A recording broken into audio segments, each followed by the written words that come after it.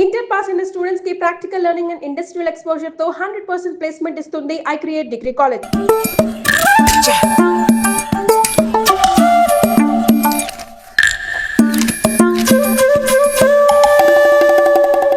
బుజ్జి ఇలా రా. వేసవి సెలవులు ఇస్తే ఇక ఇంటి పట్టున ఉండాల్సిన అవసరం లేదా? ఇంతసేపు ఎక్కడికి వెళ్ళావు? అడుగుతున్నది నిన్నే, ఎక్కడికి వెళ్ళావు? నేను కాలువగడ్డ దగ్గరికి వెళ్ళాను. ఉద్ధరించావు. అక్కయ్యా, అక్కయ్యా. ఏమిటే? ఇడుగో వచ్చాడు నీ కొడుకు. ఓహో, ఇప్పటికి తీరికైందా? తమరు దిగబడ్డారు సరే, మా విధవేడి వాడు నీతో పాటు రాలేదా? వాడు ఎప్పుడూ ఎస్కేప్ అయ్యాడు. రిజల్ట్స్ వస్తే ఇంకో 4 రోజుల్లో టౌన్కి వెళ్ళి ఇంజనీరింగ్ చదవాల్సిన కుర్రాడివి. అయినా ఇంకా చిన్న పిల్లలతో ఆటలా? అమ్మా, ఇంజనీరింగ్ చదవాలి కాబట్టి కాలువగొట్ట ఎలా కట్టాలని చూడడానికి వెళ్ళాను. బాగా సాకులు నేర్చుకున్నావు. కొట్టానంటే పళ్ళు రాలిపోతాయి. పొద్దున్నెప్పుడో చెద్దన్నం తిని ఊరి మీద పడ్డావు. ఆకలేస్తుంది, కాళ్ళు చేతులు కడుక్కుని వెళ్ళితేను. బావగారికి ట్రాన్స్ఫర్ అయ్యి మీరు వెళ్ళిపోయాక స్వగ్రామానికి తిరిగి వచ్చి నాళ్ళుండడం ఇదేగా మొదటిసారి. అందుకే మరి ఇలా ఊరంపడి పడి తిరుగుతున్నాడు. కానీ వీడు వెళ్ళిపోతే నీకు అస్సలు ఊసిపోదు కదా. నాదే ముందులే, సగం జీవితం అయిపోయింది. వాడు చదువు పూర్తి చేసుకొని తిరిగి వచ్చాడనుకో, వాడినో ఇంటి వాడిని చేసి కృష్ణారామ అంటూ ఓ మూలన కూర్చుంటారు. చూద్దాం, బుజ్జిగాడేలాక తెలుస్తుందిలే.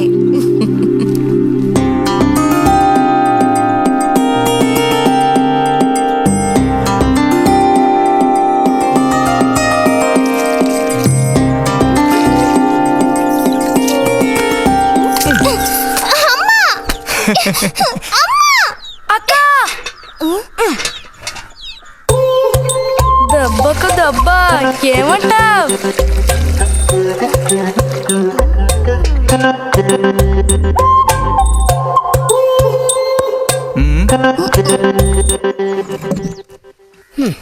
ఏరా ఇంజనీరు, ఇంకా ఎప్పుడొస్తుందిరా నీకు బుద్ధి? ఏ ఎప్పుడు చూసినా చిన్నపిల్లల్ని ఏడిపిస్తూ ఉంటావు. సిగ్గులేదు నీకు? మీరేం దిగులు పడకండమ్మా. టౌన్కి వెళ్ళి ఇంజనీరింగ్ చదువుకొని వస్తే మొత్తం రూపురేఖలతో సహా మనిషే మారిపోతారు. ఓ, మారిపోతాడు.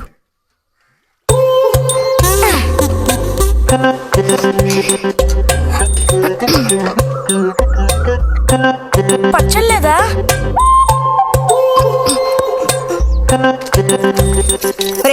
ఎందుకు లేక దాన్ని ఊరుకుంటుంటే నువ్వు మరీ రెచ్చిపోతున్నావు.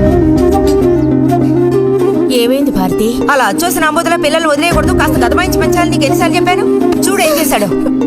అయ్యో, నిజంగా నాకేం తెలీదు. ఇది నేను చేసిన పనే కాదమ్మా. ఊరికే దోశలు నేను తీసి నేను మొహం మీద చల్లాను, అంతే నేను చేసింది. ఆహా, నీకేం తెలియదేంటి? ఇదిగో నాతో అబద్ధం చెప్పకు. ఒక బిందె నీళ్లు నా మీద కుమ్మరించాడు. నన్ను పట్టుకుని కొట్టాడు, తిట్టాడు, కిచ్చాడు. చూడు, నువ్వు చూడు, చూడమ్మా. ఇదేం బాలేదు బుజ్జి. రాను రాను నీ అల్లరి ఎక్కువైపోతుంది. మీ నాన్నకు ఉత్తరం రాసి నీ భాగవతం మొత్తం చెప్తాను. జలుబు చేస్తే తర్వాత ఎవడు పడతాడు?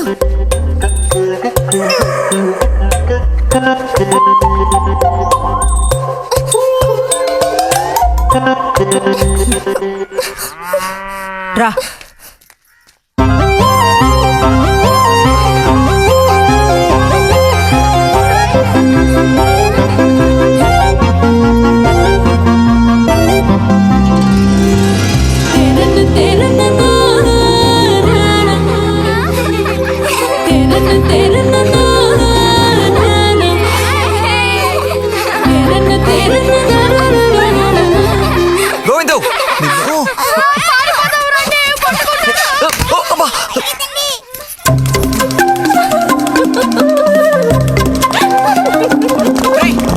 ఆగరా గోవిందు, గోవిందు ఆగరా, ఆగమంటున్నానా? గోవిందు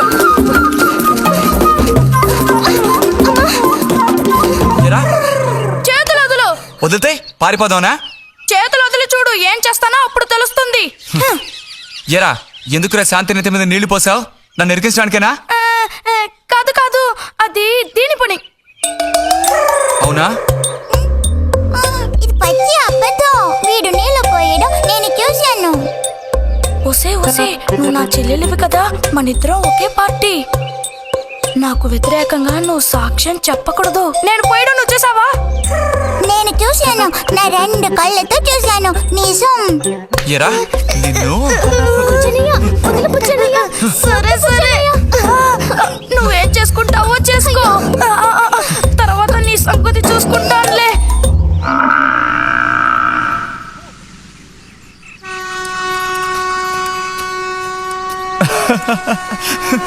ఏంటి రతి ఇది?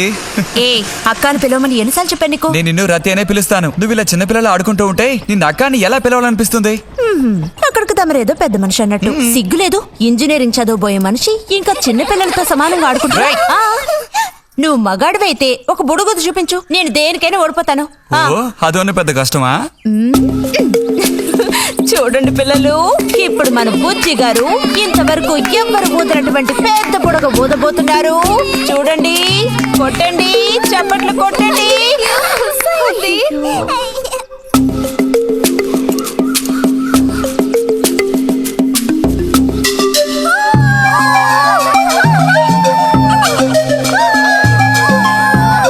హలో, ఈ మాత్రానికే పగలబడిన అవ్వక్కర్లేదు.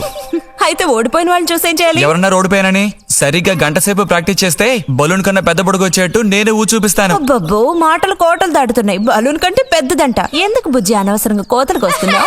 ఏయ్, పోండి, పోండి, పోండి. రతి రతి ఆగాగాగా, మనం వెళ్ళి చిలక గుళ్ళు పొదిగిందేమో చూద్దామా? వద్దు బుజ్జి, ఊరికే రోజు వెళ్ళి అలా తాకి చూస్తావు, పొదగవు. అవే పొద్దుతాయిలే, రా. అబ్బా రా.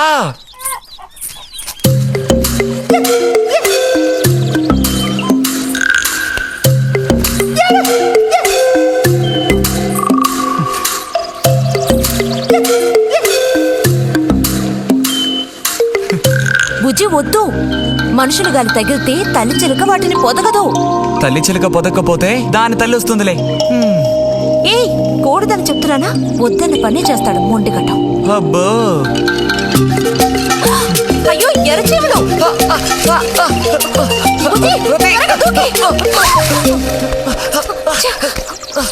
కుట్టేశాయి.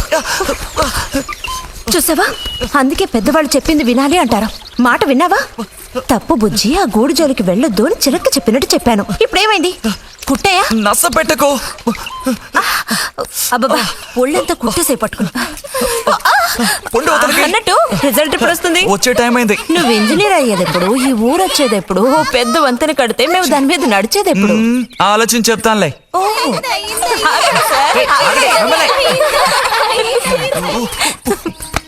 అడు తప్పక. రే బుజ్జి రా, ఇలా రా. దా, కూర్చో. పోయిన వారం నీకు కథ చెప్పినప్పుడు మా రెజిమెంట్ శత్రువుని నాశనం చేయడానికి ముందడిగేస్తూ వెళ్ళిందని చెప్పి ఆపాను కదా. అప్పుడు శత్రువులు మా వ్యూహాన్ని చేరించడానికి ప్రయత్నించిన యాక్షన్ పార్ట్ తర్వాత చదివి చూస్తే చాలదేమోననిపించింది. చాలా పూర్గా ఉంది. అందుకని ఆ సీన్ టోటల్ గా మార్చి రాశా. ఒకసారి చదువుతాను, ఎలా ఉందో చెప్పు. అయ్యో మామయ్య, ఏం లేదు, నాకు కొంచెం తలనొప్పిగా ఉంది. వినే మూడు కూడా లేదు. ఇలాంటి దేశభక్తి కథలు వినేటప్పుడు మంచి మూడ్ వస్తుంది. అందులోనూ ఇలాంటి సన్నివేశం వింటుంటే ఎక్కడ లేని ఉత్తేజం వస్తుంది. నా ఈ పుస్తకం ప్రింట్ అయి బయటికి రాని ఆ తర్వాత నీ ఇలాంటి కుర్రకారంతా పోటీ పడి మరీ మిలిటరీలో జాయిన్ అవుతా ఉంటూ క్యూ కట్టి మరీ నుంచుంటారు. నాకు మాత్రం పుస్తకం బయటకు వస్తుందనే నమ్మకం లేదు. నువ్వు రాయడం మొదలుపెట్టి ఇప్పుడు 7 ఏళ్ళు దాట్లా. నీకేం తెలిసే, ఇదంత తేలిగ్గా పూర్తి చేసే పుస్తకం కాదు. అది కాకుండా ఆ చిత్తు కాగితాలు అక్కడ పడేసి ఇక లేచొస్తావా అన్నయ్య? 10:30 బస్సు పట్టుకుని వెళితే గానీ పెన్షన్ తీసుకుని సాయంత్రానికల్లా ఇంటికి చేరుకోలేవు. నువ్వు ఉండవే, మీద పడబాకు.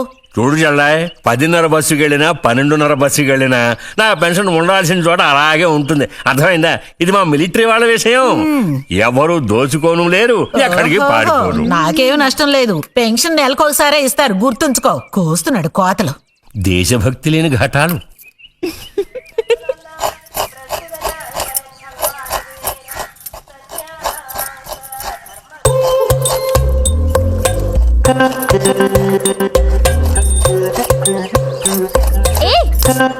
అమ్మా, వీడిని చూడమ్మా.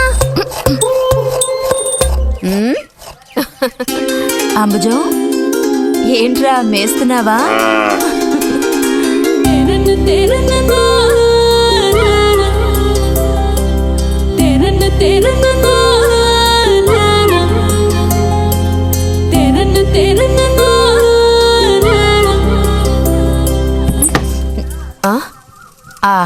పుట్టినరోజు పిల్ల ఎలా వచ్చిందేంటి? వీడికి ఆత్రం ఎక్కువలే. ఆ పాయసం ఏదో ముందు వీడికి పాయస ప్రియుడు. ఇది నీకెన్నో పుట్టినరోజు అక్కయ్యా? ఎప్పుడూ కూడా ఆడపిల్ల వయసు చెప్పకూడదు. ఇదిగోండి అత్తయ్య. అందరికీ నువ్వే పంచేయమారతి, లేదంటే దీన్ని కింద పోసి మీద పోసుకొని ఏకంగా ముగ్గురు కలబడతారు. నాకు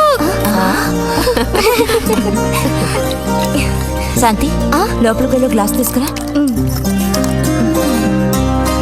చూసావా వాడి గాబరా? ఎంత త్వరగా ఎదిగిపోయావు. ఏదో నిన్నే నారాయణ వదిన ప్రశ్నించినట్టుగా అనిపిస్తోంది. అత్తయ్య, మధ్యాహ్నం భోజనానికి అందరూ మా ఇంటికి వచ్చేయండి. మరి నాకు? అయ్యో, నీకు లేదురా. నువ్వు వస్తే మరి ఇంకెవరికి తినడానికి ఉండదు. ఏం చేయమంటావు? అయ్యో, అన్నంత పని జరిగిందనుకో, ఇక వీడు నాకు ఏ పని తోచనివ్వడు. నీతో పాటు వీడిని తీసుకెళ్ళిపో. అలాగే. లోపల పాప బుజ్జిగాడు ఉన్నారు.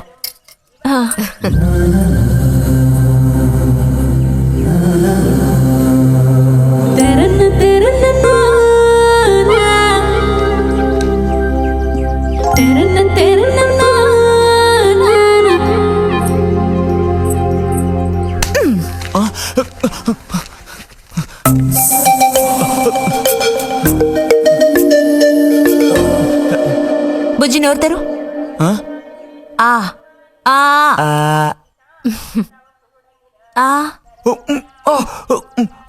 చాలు, చిరకాలం ఇట్టి పుట్టినరోజులు జరుపుకోవాలి. అంటే నేను త్వరగా ముసల్దాన్ని అయిపోవాలనా? ఎందుకు నీకు ఈ కుట్ర బుద్ధి? సార్ని భోజనానికి పిలుద్దామని వచ్చాను. మేడం, ఈ రకంగా పిలిస్తే నేను రాను. ఏ రకంగా పిలిస్తే తమరు వస్తారు మరి? పల్లకి తీసుకొచ్చి ఊరేగింపుగా తీసుకెళ్ళా? పల్లకి మీదో భుజం మీదో ఉయ్యాల్లోనో మర్యాదగా తీసుకెళ్తే వస్తాను. అయితే నువ్వు రావక్కర్లేదులే. ఓకే. రావద్దా? నువ్వు చిన్నపిల్లాడుగా ఉండేటప్పుడు నేను నిన్ను ఎత్తుకునేదాన్ని. నీకు జ్ఞాపకం ఉందా? నేను చిన్నపిల్లగా ఉండేటప్పుడు నాకు పన్ను ఊడిపోయింది. అది నీకు గుర్తుందా? నాకప్పటికి 10 ఏళ్ళుంటాయి. మరి నీకేమో 2 ఏళ్ళుంటాయి. అప్పుడు మనందరం కలిసి మొక్కు తీర్చుకోవాలని తిరుపతికి వెళ్ళాం. నేను నిన్ను ఎత్తుకోవాలి. పొరపాటున ఇంకెవ్వరు ఎత్తుకున్నా నువ్వు ఒప్పుకోవు. అప్పుడు నేను నిన్ను ఎత్తుకుని కొండెక్కడం మొదలు పెట్టానా, 2 మెట్లు ఎక్కానో లేదో జారి కింద పడ్డాను. ఇదిగో ఈ సైడ్ పని ఢమాల్. అప్పుడు నువ్వు చక్కగా లక్షణంగా బుద్ధిమంతుల్లో ఉండేవాడివి. అది మరి ఆశ దోశ. ప్లీజ్ భోజనానికి త్వరగా వచ్చండి సార్.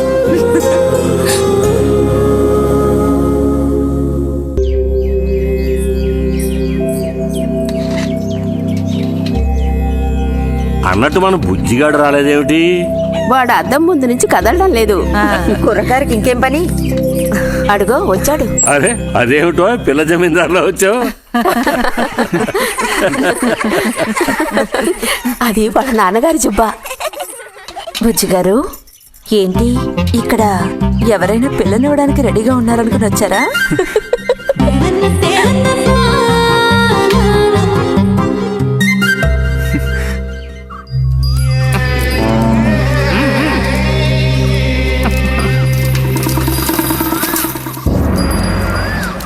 త్వరగా నడు.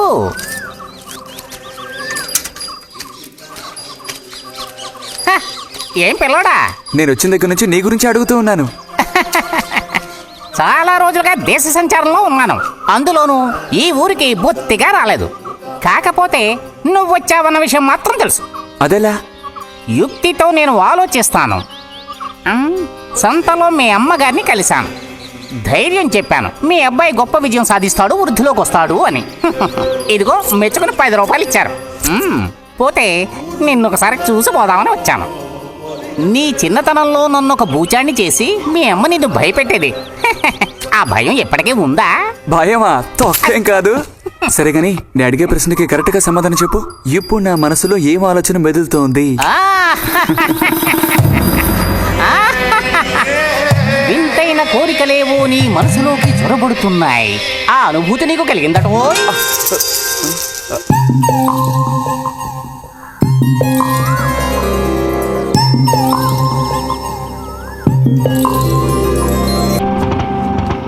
రండి రండి. తోడుకోడళ్ళిద్దరూ ఇదిగో వస్తానని చెప్పి ఎప్పుడో పొద్దుననగా వెళ్లారు. ఏం రతి, వీళ్ళు నీ ప్రాణాలు తీసేసుంటారే. ఎప్పుడు నాకు అసలు వీళ్ళతో ఇబ్బందే లేదు కదా. కాకపోతే వీళ్ళతో కలిసి నేను అల్లరి చేస్తుంటాను. గొడక్కాయలు. సర్లే, అక్కయ్యను కనుక వదిలేస్తే ఊళ్ళో ఉన్న అన్ని గుళ్ళకి వెళ్లి కొడుకు వృద్ధిలోకి రావాలని వేడుకున్నా ఇవిడికి తృప్తి ఉండదు. నిజం.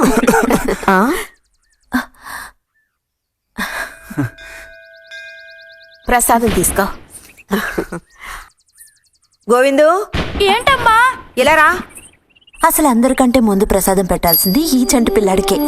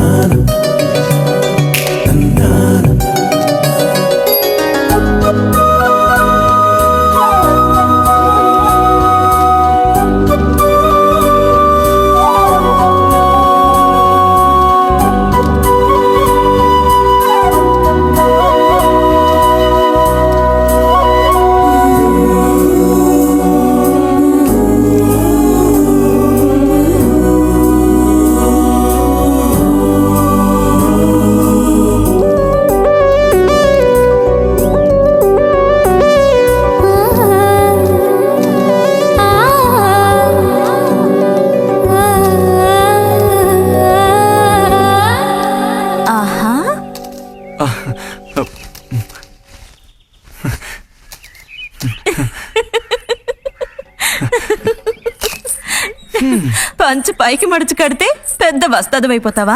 తేలిక తీసి పారేకు. నేను ఇంజనీరింగ్ కాలేజ్కి వెళ్లేలోపు ఎలా బాడీ పెంచుతానో చూడు. అందుకే రోజుకి 2 గుడ్లు. బుజ్జి, నీకు పని చెప్తా, చేస్తావా? ఏంటది? రా. ఏంటో చెప్పు.